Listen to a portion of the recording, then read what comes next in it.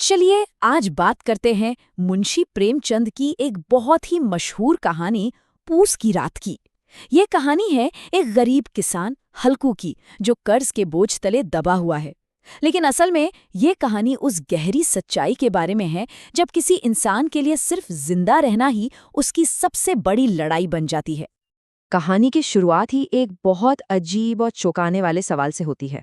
सोचिए, क्या कभी ऐसा हो सकता है कि किसी के लिए अपनी पूरी मेहनत की कमाई को बर्बाद होते देखना उस जानलेवा ठंड में रात गुजारने से ज्यादा अच्छा लगे, ज्यादा सुकून भरा लगे? तो इसी सवाल के इर्द गिर्द घूमती है ये कहानी, और इसका जवाब हमें मिलता है कहानी के मेन कैरेक्टर हल्कू के जरिए। चलिए देखते हैं कि वो आखिर किस मुश्किल में फंसा है, एक ऐसी दुविधा जो इस पूरी कहानी की नींव रखती है। ये बात कहती है हल्कू की पत्नी मुन्नी, और इन सीधे साधे शब्दों में उनकी पूरी लाचारी, उनकी पूरी बेबसी साफ झलकती है। उनके पास है सिर्फ 3 रुपए, बस यही उनकी पूरी जमा पूंजी है, और अब उन्हें एक ऐसा चुनाव करना है जिसका कोई सही जवाब ही नहीं है। तो देखिए मुश्किल क्या है। एक तरफ है कंबल जो उस कड़कड़ाती ठंड से बचने के लिए बेहद जरूरी है, और दूसरी तरफ है जमींदार का दबाव कि कर्ज चुकाना है। ये सिर्फ एक कर्ज नहीं है, ये उस पूरे सिस्टम का प्रतीक है जिसने किसानों को जकड़ कर रखा था। मतलब वो कुछ भी चुने, नुकसान तो पक्का है। कंबल की कितनी भी जरूरत क्यों ना हो, हल्कू फैसला करता है कि वो जमींदार का अपमान नहीं सहेगा। वो पैसे दे देगा, भले ही इसका मतलब ये हो कि उसे रात भर ठंड में ठिठुरना पड़े, पर वो बेइज्जती का घूंट नहीं पीना चाहता। और इसी फैसले के बाद कहानी हमें सीधा उस जगह ले जाती है जहां असली लड़ाई शुरू होती है। पूस की वो हाड़ कंपा देने वाली रात, एक खुला मैदान और अकेला हल्कू जिसे अपने खेत की रखवाली करनी है। माहौल ऐसा है कि चारों तरफ घना अंधेरा है, और प्रेमचंद लिखते हैं कि तारे भी ठिठुरते हुए महसूस हो रहे हैं। मतलब यहाँ पर ठंड सिर्फ मौसम नहीं है, वो खुद कहानी का एक विलन बन गई है जो हल्कू पर पूरी तरह हावी है। और यही एक सवाल अब हल्कू के दिमाग में घूम रहा है। ये रात, ये आखिर कटेगी कैसे? हम उसके डर और उसकी लाचारी को महसूस कर सकते हैं जब वो आने वाली लंबी ठंडी रात के बारे में सोचता है। लेकिन इस भयानक ठंड और अकेलेपन में हल्कू बिल्कुल अकेला भी नहीं है। उसके साथ है उसका वफादार कुत्ता जबरा, और इन दोनों का ये जो रिश्ता है वो इस कहानी को एक बहुत ही अलग गहराई देता है। हल्कू का अपने कुत्ते से ये बात करना, ये छोटा सा पल दिखाता है कि उनका रिश्ता कितना गहरा है। ये बस 2 जीव नहीं हैं, बल्कि 2 साथी हैं जो एक ही मुसीबत और एक ही ठंड को एक साथ झेल रहे हैं। तो दोनों मिलकर गर्मी पाने की छोटी छोटी कोशिशें करते हैं।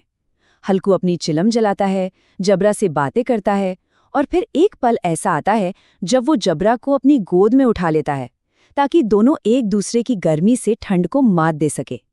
ये सिर्फ इंसान और जानवर का रिश्ता नहीं, ये 2 दोस्तों का रिश्ता है। अभी अभी तो हल्कू और जबरा को पास में जलाई आग की राख से थोड़ी सी राहत मिली थी, एक झूठे आराम का एहसास हुआ ही था कि कहानी अपने क्लाइमैक्स पर पहुंचने लगती है। अंधेरे में से एक आवाज आती है, आवाज, और जबरा जोर जोर से भौंकने लगता है। खतरा साफ है, खेत में नीलगायें घुस आई हैं, वही नीलगायें जो खड़ी फसल को पूरी तरह तबाह कर देती हैं। और विडंबना देखिए, ये वही फसल है जिसकी रखवाली के लिए हल्कू यहाँ ठंड में अपनी जान दे रहा है। और अब आता है कहानी का सबसे बड़ा सवाल, सबसे बड़ा टकराव। हल्कू के सामने 2 रास्ते हैं। क्या वो अपने महीनों की मेहनत को बचाने के लिए उस जानलेवा ठंड में जाए, या फिर उस आग की थोड़ी सी गर्माहट में बैठा रहे जो उसे जिंदा रखे हुए है? और इस एक पल में जिम्मेदारी हार जाती है और जिंदा रहने की इच्छा जीत जाती है। ठंड इतनी ज्यादा है, इतनी बर्दाश्त से बाहर है कि हल्कू हिलने की हिम्मत तक नहीं कर पाता। वो वहीं बैठे रहने का फैसला करता है।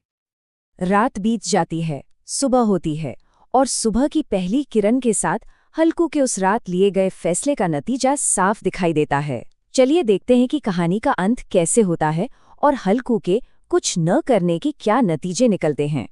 नतीजा, पूरी की पूरी फसल तबाह हो चुकी थी। उसका पूरा खेत रौंद दिया गया था। उसकी महीनों की मेहनत, सब कुछ एक रात में खत्म हो गया था। लेकिन हल्कू का रिएक्शन देखिए, वो दुखी होने के बजाय एक अजीब से सुकून में है। वो कहता है, चलो अच्छा हुआ, अब इस ठंड में यहाँ सोना तो नहीं पड़ेगा।